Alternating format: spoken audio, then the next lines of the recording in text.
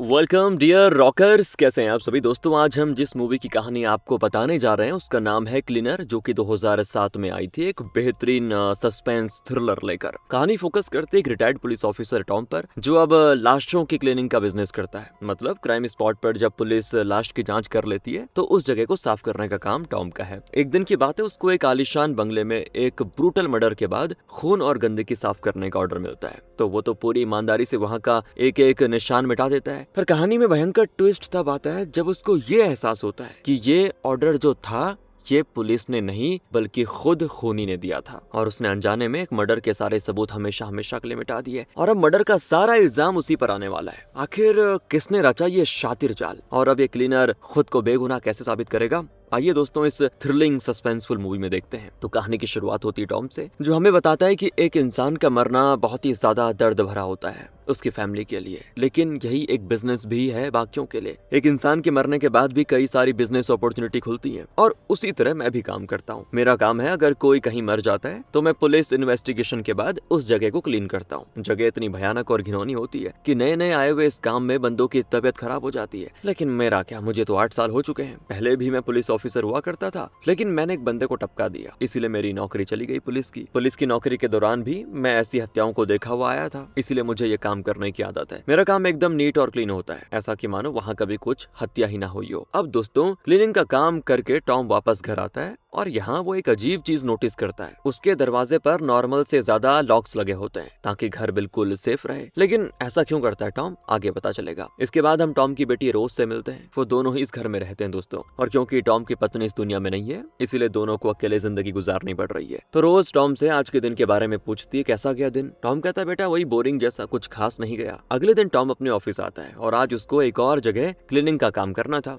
अब मैं आपको बताता हूँ, ये क्लीनिंग का काम टॉम अपनी मर्जी से कहीं भी नहीं करता। मतलब ऐसे नहीं कि कहीं भी कर दो, जब तक पुलिस किसी हत्या की इन्वेस्टिगेशन एकदम कंप्लीट ना कर दे तब तक ये काम नहीं होता। और जब इन्वेस्टिगेशन पूरी हो जाती है तो पुलिस वाले ही एड्रेस भेजते हैं टॉम को कि वहां जाओ, उस जगह को साफ कर दो। इसीलिए अभी टॉम उसी एड्रेस पे जाता है जहाँ किसी की हत्या हुई थी। तो आने के बाद उसको घर पर कोई नजर नहीं आता, लेकिन उसे नोट में लिखा होता है कि चाबी दरवाजे के बाहर पॉट के नीचे रखी हुई है। तो वहां से चाबी लेकर टॉम अंदर आता है। अब दोस्तों टॉम जिस भी जगह को क्लीन करता, काम शुरू करने से पहले वो वहाँ की फोटोज लेता और हर चीज को वो रिकॉर्ड करता, ताकि कुछ और इन्फॉर्मेशन उसको मिल जाए, और मिले तो पुलिस को बता सके। अब क्राइम स्पॉट बहुत ही घिनौना होता है, तो टॉम अंदाजा लगाता है कि जो आदमी मरा वो शायद सोफे पर बैठा हुआ था, और किलर ने उसके सामने से उसके माथे पे गोली मारी होगी। मतलब वो अपना एनालिसिस करता है। अब वो पहले था तो पुलिस में ना, तो ऐसे अनुमान लगाना उसके लिए बड़ा आसान था। अब सफाई का काम कंप्लीट होने के बाद टॉम घर लौट आता है, जहाँ रोज ने बहुत ही टेस्टी खाना बनाया है। रोज बताती कि पापा मुझे माँ के कबर्ड में इसकी रेसिपी मिली तो उसी को देखकर बना दिया, कैसे बताओ। टॉम भी खुश होता है कि बेटा परफेक्ट बनाया है। तो रोज कहती है, मुझे एक स्कूल प्रोजेक्ट मिला है जिसमें मुझे मम्मी के ऊपर सारी चीजें लिखनी है, तो मैं चाहती हूँ कि आप मेरी मदद कर दो, उनके बारे में सब कुछ बताओ मुझे। लेकिन आज टॉम का मूड थोड़ा सा खराब है दोस्तों, क्योंकि वो अपनी पत्नी को याद करके पुरानी यादें ताजा नहीं करना चाहता। ज्यादा दुख होगा उसको, क्योंकि उसकी पत्नी की हत्या हुई थी, वो नेचुरल मौत नहीं मरी थी। और बस उस चीज को याद करके टॉम बड़ा बुरा फील करता है, सदमे में चला जाता है जैसे। अगले दिन की बात है, जब टॉम अपने ऑफिस के लिए निकल रहा होता है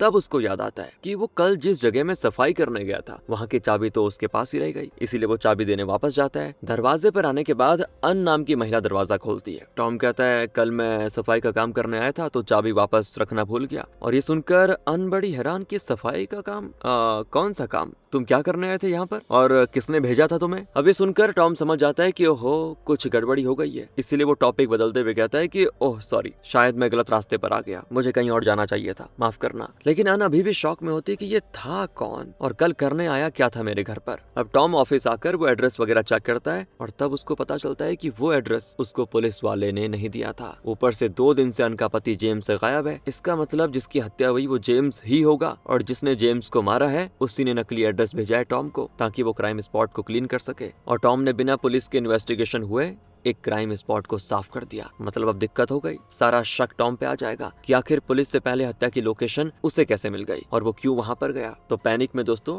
टॉम अन के घर के जो भी फोटोज और रिकॉर्डिंग्स थे सभी एक लिफाफे में डालकर छुपा देता है, ताकि कोई उसे पकड़ ना पाए। बेचारा बहुत ज्यादा डर जाता है कि मैं तो मुसीबत में फंस गया। अब रात को टॉम नाइट क्लब आता है, जहाँ उसकी मुलाकात एडी नाम के पुलिस ऑफिसर से होती है। और ये पहले टॉम का ही साथ में काम करता था, तो दोनों एक दूसरे को थोड़ा बहुत जानते हैं। टीवी पर जेम्स के लापता होने की न्यूज चल रही होती है कि 2 दिन से जेम्स गायब है। पुलिस जांच में लगी हुई है, लेकिन अभी तक कुछ पता नहीं चला। और यही क्लब में जिम नाम का डिटेक्टिव भी होता है। एडी और जिम दोनों जेम्स के केस पे काम कर रहे हैं दोस्तों। अब वो दोनों टॉम को बताते हैं कि ये जेम्स कोई नॉर्मल बंदा नहीं था, उसके रिलेशन कमिश्नर के साथ थे और उसको डिपार्टमेंट में हो रहे सारे फ्रॉड्स के बारे में पता था, जिसकी वो गवाही भी देने वाला था कि डिपार्टमेंट में कौन कौन गलत काम करता है। लेकिन इससे पहले वो लापता हो गया, पता नहीं किसने ये काम किया। ये सारी बातें टॉम की धड़कनें और तेज कर देती है कि शायद अन के घर में जो मैंने सफाई की, कहीं वो जेम्स की हत्या तो नहीं थी और जेम्स को किसी नॉर्मल कारणों के चलते नहीं मारा गया, बल्कि वो तो बहुत ही इंपॉर्टेंट आदमी था। और अब अगर टॉम फंसा तो हत्या का आरोप भी उसी पर लगेगा, जो कि टॉम नहीं चाहता, वरना उसकी जो इकलौती बेटी है वो अकेली हो जाएगी बेचारी। तो इसीलिए उसे कैसे भी करके खुद को बेगुनाह साबित करना होगा। अगले दिन ऑफिस आने के बाद टॉम को वहाँ पे अन नजर आती है। वो उससे कहती है कि आखिर तुम्हारी कंपनी क्या क्लीन करने का काम करती है। तो टॉम बताता है, हम लाशों को क्लीन करते हैं, लेकिन ऐसे किसी घर में नहीं करते, ऑफिशियल पुलिस रिपोर्ट की बात करते हैं। तो अन का सवाल होता है कि अब बताओ तुमने मेरे घर में क्या क्लीनिंग करी थी या नहीं। लेकिन टॉम साफ मना कर देता है कि अरे नहीं, मैं तो गलती से आ गया था आपके घर में, मैंने कुछ नहीं किया। एक्चुअली मेरे पे जो एड्रेस आया था ना वो गलत था, मुझे कहीं और जाना था। लेकिन अन नहीं मानती, वो जिद पे अड़ जाती है। तो टॉम कहता है कि आप जा सकती हो, मुझे बहुत सारे काम करने प्लीज। और अन को समझ आ चुका था कि टॉम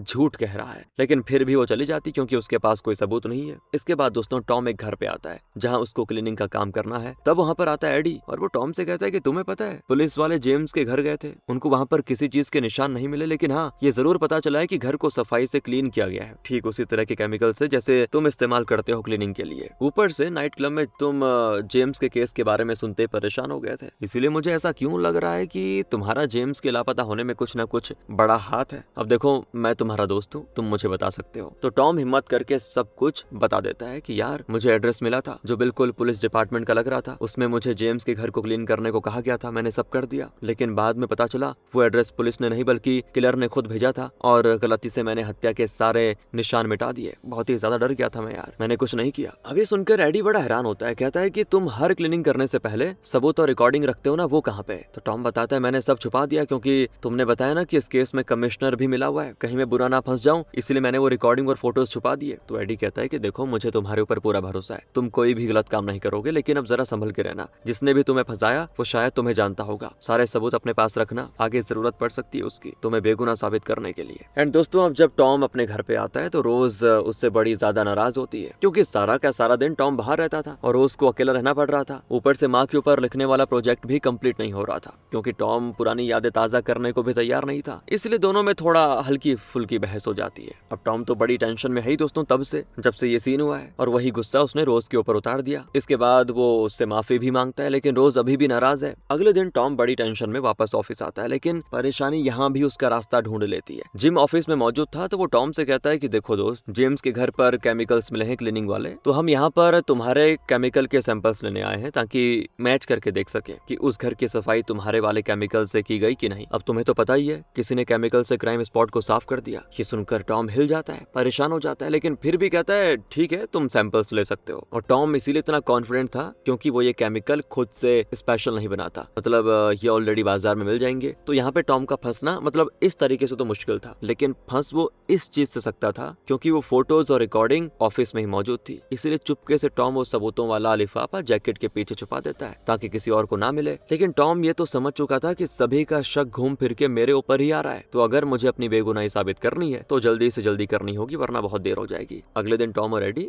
दोनों स्कूल फुटबॉल मैच देखने जाते हैं, जहाँ रोज ने टॉम को मैच देखने के लिए बुलाया था। अब यहाँ मैच से ज्यादा टॉम का एडी के साथ बातों पे फोकस होता है। वो एडी से कहता है कि जेम्स के केस में मतलब क्या क्या चल रहा है। एडी कहता है कि केस अभी आगे तो बढ़ा ही नहीं यार, सभी को लग रहा है कि जेम्स अभी भी लापता है, इसलिए मिसिंग पर्सन के हिसाब से केस हैंडल किया जा रहा है, लेकिन अगर उसकी लाश मिली फिर दिक्कत ज्यादा बढ़ जाएगी तुम्हारे लिए। इसी टेंशन में जब रोज एक बढ़िया गोल मारती है, टॉम का उस पर ध्यान ही नहीं जाता और ये चीज रोज का दिल तोड़ देती कि पापा ने देखा नहीं यार। घर आकर भी वो टॉम से नाराज होती है, उस पर चिल्ला भी देती है, कहती है कि मुझे कोई प्रोजेक्ट नहीं मिला था माँ के ऊपर लिखने के लिए, मैं तो सिर्फ उनके बारे में आपके साथ बैठकर बातें करना चाहती थी, लेकिन आप तो वो करने भी तैयार नहीं हो। और टॉम को भी थोड़ा बुरा फील होता है, लेकिन रोज को नहीं पता कि उसका पिता किस मुसीबत में पड़ा हुआ है। अगले सीन में दोस्तों अन वापस टॉम से मिलने आती है और इस बार वो फिर उससे कहती है क्या तुमने मेरे घर पर क्लीनिंग का काम किया था? देखो मैं कुछ नहीं बताऊंगी किसी को क्योंकि मैं जानती हूँ कि मेरे पति का किलर कौन हो सकता है, इसलिए प्लीज मेरी मदद करो और सच्चाई सच्चाई बता दो। तो टॉम आखिरकार बता देता है कि हाँ, मैंने तुम्हारे घर पर क्लीनिंग का काम किया था और जब मैं आया तो घर का हाल बहुत ही बुरा था। मैंने सारी क्लीनिंग कर दी, जो जेम्स की लाश से खून निकला था वो सब हटा दिया। अन को सदमा भी लगता है, बुरा भी लगता है। कहती है कि मुझे पता है जेम्स को क्यों मारा गया होगा, और फिर वो टॉम को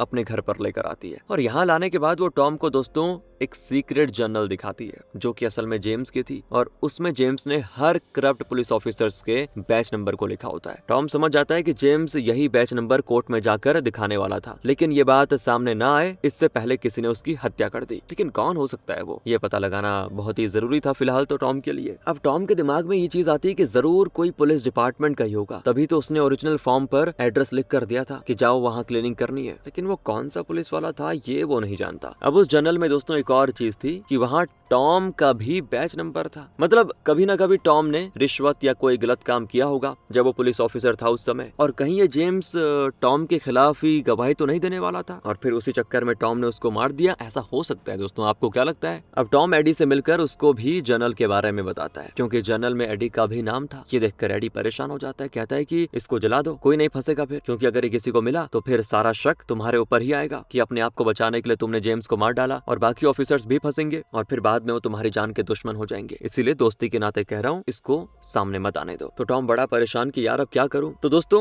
टॉम खुद ही डिटेक्टिव बनने की कोशिश करता है। वो भी हर इंसान के ऊपर शक करने लग जाता है कि ये हो सकता है किलर, ये हो सकता है किलर, लेकिन फिर सॉलिड सबूत तो है नहीं ना किसी के भी खिलाफ। अन भी अपनी तरफ से इन्वेस्टिगेशन शुरू करती है, लेकिन उस घर में रहना जहाँ जेम्स की हत्या हुई है उसको हर बार जेम्स की याद दिलाता है। इसीलिए टॉम उसको अपने ऑफिस में काम करने वाले एक बंदे के घर कुछ दिन रहने के लिए भेज देता है, और वो बंदा भी अन का वेलकम करता है और उसकी फैमिली अन को अपनी फैमिली की तरह बढ़िया तरीके से ट्रीट करती है। अन को भी अच्छा लगता है, और जब भी कुछ टॉम को पता चलता है वो अन के साथ आकर उसको शेयर करता है। ऐसी एक रात दोनों आपस में अपनी जिंदगी के सबसे बुरे पल को याद कर रहे होते हैं। अन बताती कि मैं प्रेग्नेंट थी, लेकिन जेम्स को बच्चे नहीं पसंद थे, इसलिए मुझे अबॉर्शन करवाना पड़ा, क्योंकि जेम्स अक्सर काम में बिजी रहता और वो बच्चों को टाइम भी नहीं दे सकता था, इसलिए उसने फैमिली बनाने के बारे में सोचा नहीं। अब टॉम भी दोस्तों अपना सबसे बुरा हादसा बताता है कि जब मैं पुलिस में काम करता था ना, तब एक रात मेरे घर एक चोर घुस आया था। उस टाइम मेरी पत्नी और रोज अकेले घर में थे। उस चोर ने सामान लूटने की कोशिश की, लेकिन जब मेरी पत्नी उसको रोकने गई, चोर ने उसे मार दिया, और इस तरह रोज के सामने उसकी माँ ने अपना दम तोड़ दिया। इतना बदनसीब था मैं कि जब मेरी बेटी ने पुलिस में कॉल लगाकर ये हादसा बताया, वो कॉल मैंने ही उठाया था, और मुझे ये चीज बर्दाश्त नहीं हुई। उस चोर को तो मैंने पकड़ लिया, लेकिन गुस्से पर काबू ना कर पाया और उसकी हत्या कर दी। तभी से मुझे पुलिस की नौकरी से निकाल दिया गया, लेकिन मुझे इस बात का गम नहीं है, क्योंकि मैंने जो किया सही किया। इसीलिए दोस्तों टॉम अपने दरवाजे पे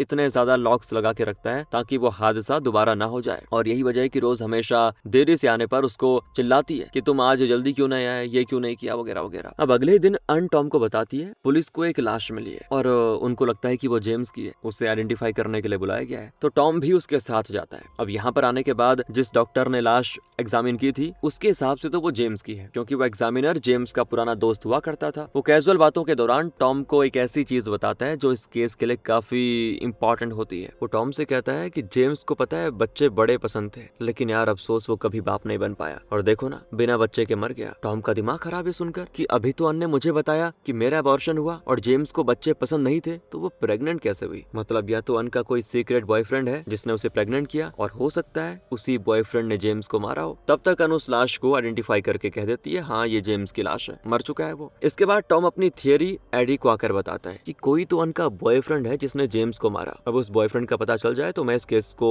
आराम से सॉल्व कर दूंगा, वरना अब जब लाश मिल चुकी है तो कुछ घंटों में पुलिस सीधे मुझे पकड़ने आ जाएगी। लेकिन बॉयफ्रेंड का नाम सुनते ही एडी के एक्सप्रेशन बदल जाते हैं पूरी तरह। उसकी जबान थोड़ी सी लड़खड़ाने लग जाती है और वो टॉम से कहता है जाकर कहीं छुप जाओ हो सके तो, इसके अलावा कर ही क्या सकते हैं। तो टॉम जैसे वहां से निकल रहा होता है उसकी नजर एक सर्टिफिकेट पे जाती है जो कि अन और जेम्स की जो कंपनी है उसका था, और उस कंपनी का वॉलंटियर एडी था जिसका सर्टिफिकेट उससे मिला होता है। इसका मतलब एडी अन के साथ काम कर चुका है, और उसने आज तक यही कहा कि वो तो अन को जानता भी नहीं, और बॉयफ्रेंड का नाम सुनते ही उसका डर जाना, ये सब इसी ओर इशारा कर रहा था कि शायद एडी ही अन का बॉयफ्रेंड है। और इस बात को कंफर्म करने टॉम जाता है अन के पास और उससे कहता है कि देखो झूठ मत कहना, लेकिन मैं जान चुका हूँ कि तुम्हारा सीक्रेट अफेयर एडी के साथ है, क्योंकि जेम्स कभी बाप नहीं बन सकता था, लेकिन फिर तुम प्रेग्नेंट कैसे हुई? इसलिए रिक्वेस्ट कर रहा हूँ पुलिस के पास चलो, सारी सच्चाई बता दो, क्योंकि मैं खुद इस केस में फंसा हुआ हूँ, मैं तो बाहर आना चाहता हूँ, मुझे मेरी नहीं मेरी बच्ची की फिक्र है। और फिर अन आखिरकार एक्सेप्ट कर लेती है कि हाँ एडी ही मेरा बॉयफ्रेंड है और मैं उसी के बच्चे की माँ बनने वाली थी। लेकिन जब जेम्स को इसके बारे में पता चला उसने जबरदस्ती मेरा अबॉर्शन करवा दिया, और जब मैंने ये बात एडी को बताई तो वो गुस्सा हो गया। मुझे लगा कि वो गुस्सा होकर शांत हो जाएगा, लेकिन मुझे नहीं लगा था कि वो एकदम ये कदम उठा लेगा। उसने ही जेम्स की हत्या की है और तुम्हें उसने ही क्लीनिंग के लिए बुलाया ताकि तुम आगे चलकर फंस जाओ। मैंने नहीं सोचा था कि एडी जेम्स को मार डालेगा। उसके मरने के बाद मुझे पता चला कि जेम्स की हत्या हुई है और मेरा भी इस हत्या में कोई हाथ नहीं है। ये सुनकर टॉम की जान में जान आती है कि अब सच्चाई सामने आ जाएगी और उसे कुछ नहीं होगा। लेकिन अभी मुसीबत खत्म कहाँ हुई थी। रोज उसे फोन करके कहती है कि एडी अंकल घर पर आए हैं और टॉम समझ चुका था कि एडी भी सब जान चुका है, यानी कि एडी को पता चल चुका है कि टॉम को सारी चीजें पता चल चुकी हैं और अब टॉम उसकी सच्चाई पुलिस को ना बता दे